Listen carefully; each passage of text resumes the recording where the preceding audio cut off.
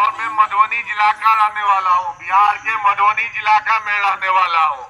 पिछले 2 वर्ष से हम लोग पूरे बिहार में पद यात्रा कर रहे हैं, पद यात्रा कर रहे हैं, लोगों को जागरूक कर रहे हैं। जैसे महात्मा गांधी जी ने अंग्रेजों के खिलाफ सत्याग्रह आंदोलन चलाया था, जागरूक किया था, वैसे ही प्रशांत किशोर जन स्वराज के सूत्रधार है और वो 2 साल से पदयात्रा कर रहे हैं। साथ में हम लोग भी उनके साथ लगभग 5500 गांव में जा चुके हैं। 5500, 1-2 नहीं, 5500 गांव में जाके लोगों को जागरूक कर चुके हैं, लोगों से बात कर चुके हैं और लोगों का समस्या भी सुन चुके हैं। और 6000 किलोमीटर हम लोग पैदल चल चुके हैं। आजादी से पहले महात्मा गांधी जी ने पूरे भारतवर्ष में यात्रा किए थे और उसके बाद कोई भी आदमी है, कोई व्यक्ति है जो लगातार पूरे बिहार में 2 बरस से पद यात्रा कर रहे हैं। और अभी हमारी यात्रा जो है सुपौल जिला में पहुंची है। आप लोगों को हमारे साथियों की तरफ से बताया गया होगा कि चलिए चलिए वहां पे सभा लगेगा, सभा में आइए, यही ना बताया गया है?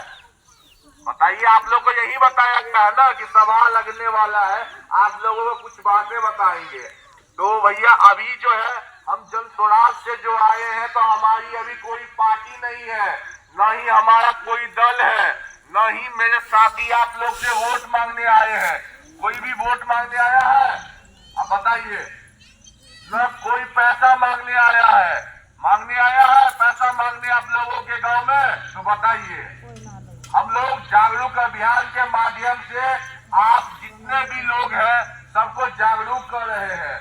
जब हमने यात्रा शुरू किया था प्रशांत किशोर जी के साथ, तो प्रशांत किशोर जी के बहुत सारे गरीब गुर्गे के लोग मिलने आते थे और पूछते थे कि भैया हमारी जो बदहाली है उसको खुशहाली में कैसे लाया जा सके, हमारा जो स्थिति है उस स्थिति को सही से सही रास्ते में कैसे लाया जा सके।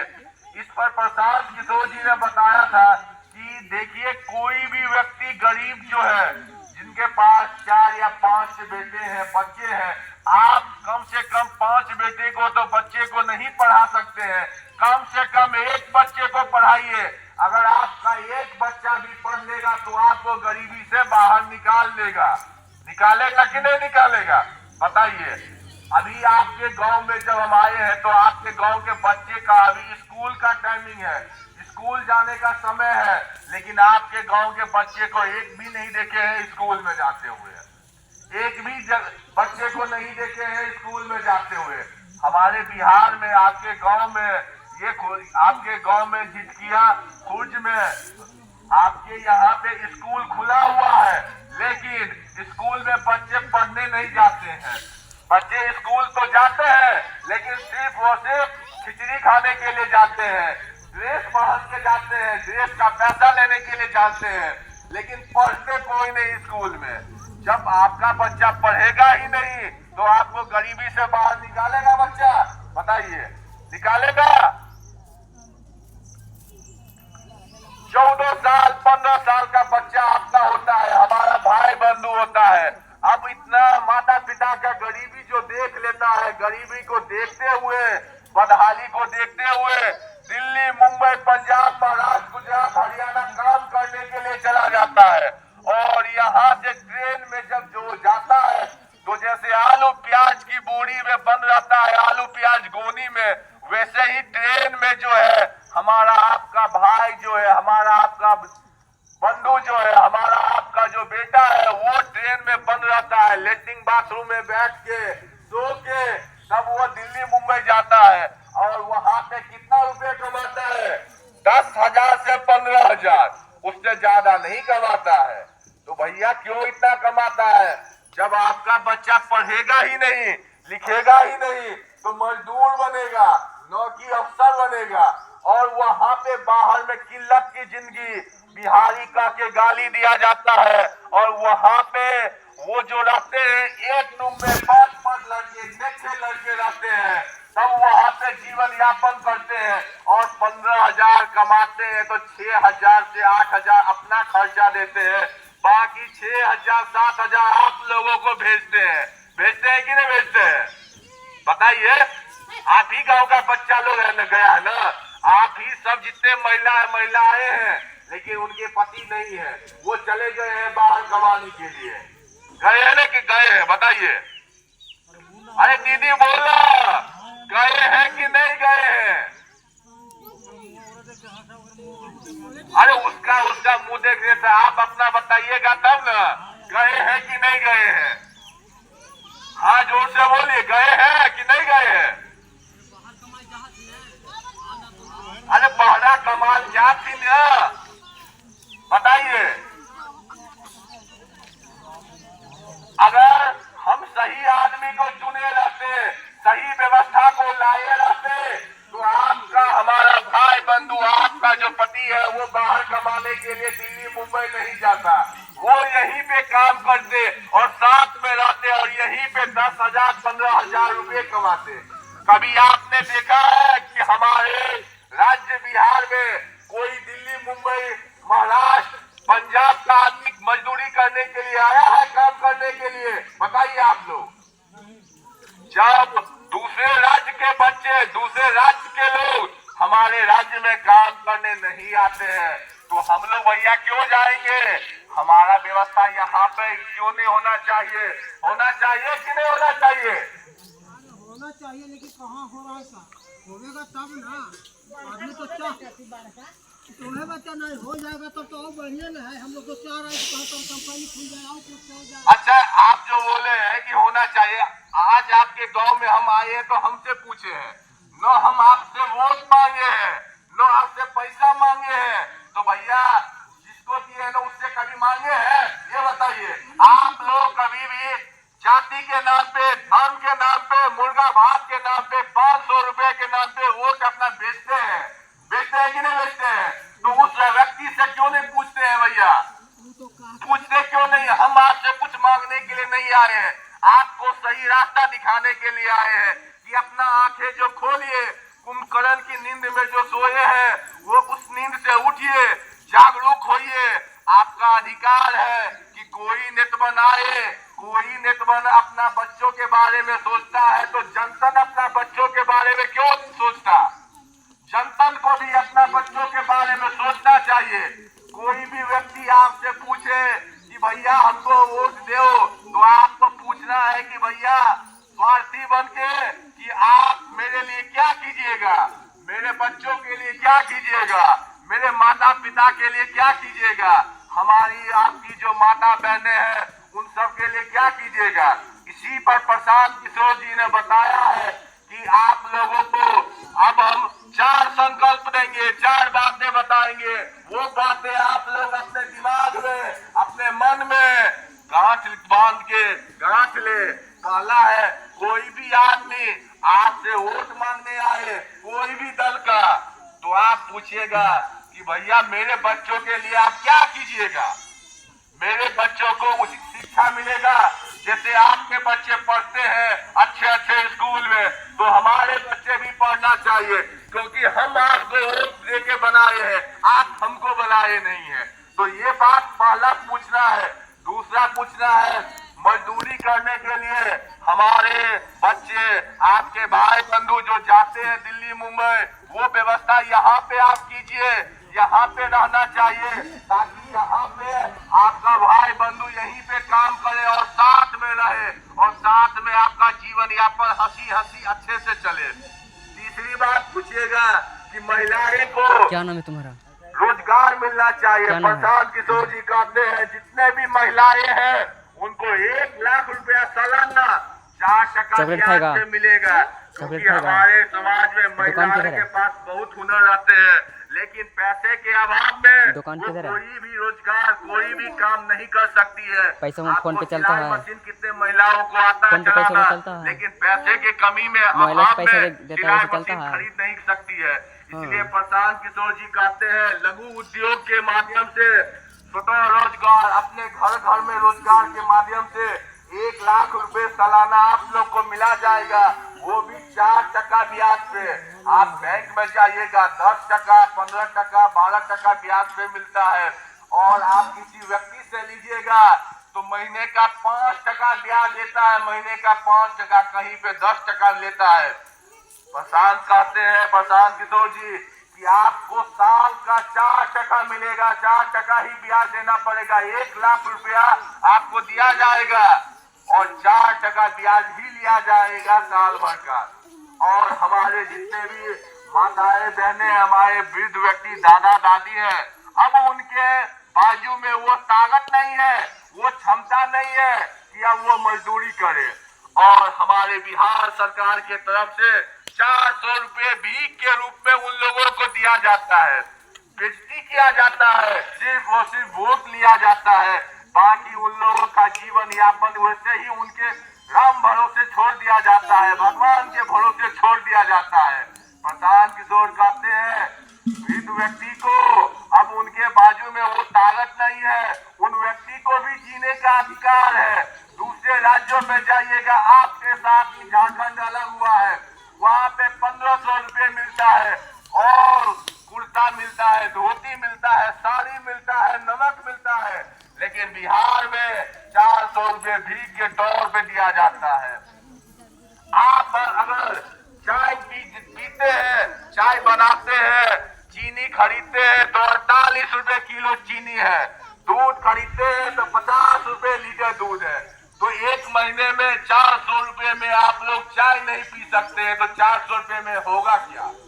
पंजाब में जाइए, हरियाणा में जाइए, दिल्ली में जाइए, कम से कम 2000, 2500, 3000 रुपए मिलते हैं। तो सभे कर जाओ वाला सभे कर वृद्ध व्यक्ति को भी 2000 रुपए मिलना चाहिए, ताकि वो भी अपना जीवन यापन सही से कर सके और सही से रह सके, किसी पे बोझा न बने। ये ही प्रशांत किशोर जी कहते हैं। और उसके बाद चौथी बात बताते हैं कि आपके हमारे समाज में बहुत सारे लोग हैं, वो खेती गृहस्थी करना चाहते हैं, लेकिन उचित मुआवजा नहीं मिलता है, उन लोगों को जमीन नहीं है, उन लोगों के पास मजदूर नहीं है, पानी की कमी है, साथ ही साथ वहाँ पे खाद की कमी है। तो प्रशांत किशोर कहते हैं कि आप लोग के जीवन में खेती करने के लिए उचित आप लोगों को जमीन दिया जाएगा और साथ ही साथ मजदूर जो है मनरेगा के माध्यम से, मनरेगा वाला जो मजदूर है वो मुहैया कराया जाएगा, खाद आप लोगों को दिया जाएगा, बीज आप लोगों को दिया जाएगा। जहाँ पे पानी की समस्या है, पानी की व्यवस्था वहाँ पर कराई जाएगी। और साथ ही साथ यह बोलते हैं कि धान का खेती, गेहूं का खेती, आप लोग जो वार्षिक खेती करते हैं, साल में 2 बार 3 बार होता है, वो खेती नहीं कीजिए, कम कीजिए वो खेती। आप लोग जो है हरा सब्जी उपजाइए और फल जो है उपजाइए। उसमें क्या होता है कि 2-3 महीना में आलू, परवल, भिंडी सब हो जाता है और आपको अधिक मुनाफा होता है। बाकी जगह आपको जो धान में, गेहूं में कम मुनाफा होगा और हरी सब्जी में आपको जो है ज्यादा मुनाफा होगा। ये प्रशांत किशोर कहते हैं, हम आपसे वोट मांगने के लिए नहीं आए हैं। क्यों नहीं वोट मांगने के लिए आए हैं? आज तक आप लोग को सब नेता ने ठगा है, तो आप ये सोचिएगा भैया ये भी लोग ठगेगा, इसलिए नहीं, हम आप लोगों को जागरूक करने के लिए आए हैं। भैया आप वोट किसी को दीजिए, आपके वोट में इतना पावर है, इतना ताकत है कि लालू जी को, गरीब का बेटा को 15 साल तक बिहार का राजा बना दिए। आपके वोट में वो ताकत है, वो शक्ति है। नीतीश बाबू को 19 साल से बिहार के गद्दी पर बैठाए हुए हैं। आपके वोट में वो ताकत है कि मोदी जी को 2014 से अभी तक 2024 चल रहा है, 10 सालों तक मोदी जी को देश का गद्दी पर बैठा दिए हैं। आपके वोट में ही ताकत है, लेकिन आपको क्या मिला है? आप स्वार्थी बनिए, अपने लिए सोचिए, अपने बच्चों के लिए सोचिए, अपने माता पिता के लिए सोचिए। आप नहीं सोचिएगा तो आपके बारे में कोई नहीं सोचेगा। आप देखेंगे, रोड पे चलेंगे, नेतवन आपसे हाथ जोड़ के मांगने आता है कि भैया हमको मदद कीजिए, हमको मदद कीजिए। नटवन के बच्चे को देखेंगे, अच्छे अच्छे जगह पे चला जाता है, आपके वोट लेके नटवन बन जाता है, लेकिन आपका वोट आप नहीं समझते हैं, आपका बच्चा वही रोड पे बिना कपड़ों के रहता है। अभी आपके बच्चे लोग को देख रहे हैं, एक भी बच्चे ऐसा नहीं मिला है कि स्कूल का बैग टांग के स्कूल गया है। सब बच्चे आपके इधर उधर ही घूम रहे हैं, और जितने भी बच्चे मिलते हैं उनके शरीर पे खुद कपड़ा भी नहीं देखे हैं। आपकी गरीबी यही दिखाती है। तो भैया जागिए, हम आपसे वोट नहीं मांगते हैं, हम आपको जागरूक कर रहे हैं। जो व्यक्ति ये सब काम दे, ये सब बातें बताए और आपके विश्वास पे खड़ा उतरे, उस व्यक्ति को चुने। न कि नेता के शकल पे जाए। अपने बच्चे को भविष्य के लिए, अपने भविष्य के लिए किसी को चुने, न कि दूसरे के बहकावे में आए। मुर्गा भात खा के किसी को दे, 500 रुपए के खातिर किसी को दे दे। तो इसी के साथ एक बार हम लोग आपको बोलेंगे जय बिहार, तो आप लोग को बोलना है जय जय बिहार। फिर से सुन लीजिए, दोनों हाथ ऊपर कीजिएगा। और दादी चाची चाचा दादा सबको बोल रहे हैं कि दोनों हाथ ऊपर कीजिएगा। हम बोलेंगे जय बिहार, तो आप सब बोलिएगा जय जय बिहार, जय बिहार, जय बिहार, जय बिहार, जय बिहार। अब एक बार बोलेंगे जनता का सुंदर राज, तो आप सब बोलिएगा, बैठ जाइए। एक बार बोलेंगे जनता का सुंदर राज, तो आप सब बोलिएगा जन स्वराज, जन स्वराज। फिर से सुनिए, एक बार बोलेंगे जनता का सुंदर राज, तो आप सब बोलिएगा जन स्वराज, जन स्वराज। जनता का सुंदर राज, जन स्वराज, जन स्वराज, जनता का सुंदर राज, जन स्वराज, जन स्वराज, जनता का सुंदर राज। जन स्वराज, जन स्वराज। सभी लोग बोलिए ताकि आवाज सरकार के पास जाए। दीदी चाची सब आदमी से निवेदन है कि दोनों हाथ ऊपर कीजिए, दोनों हाथ। क्या दोस्त, वहाँ पे अपने लिए नहीं, अपने मिलता है बच्चों खाने के वाला लिए सामान? कीजिए, मिक्सचर मिलता है? अपने बुजुर्ग माता मिक्सचर मिलता पिता है? के लिए कीजिए। आपका भाई बंधु जो दिल्ली बम्बई में काम करता है, किल्लत की जीवन यापन करता है, वो सब आपकी बात सुने।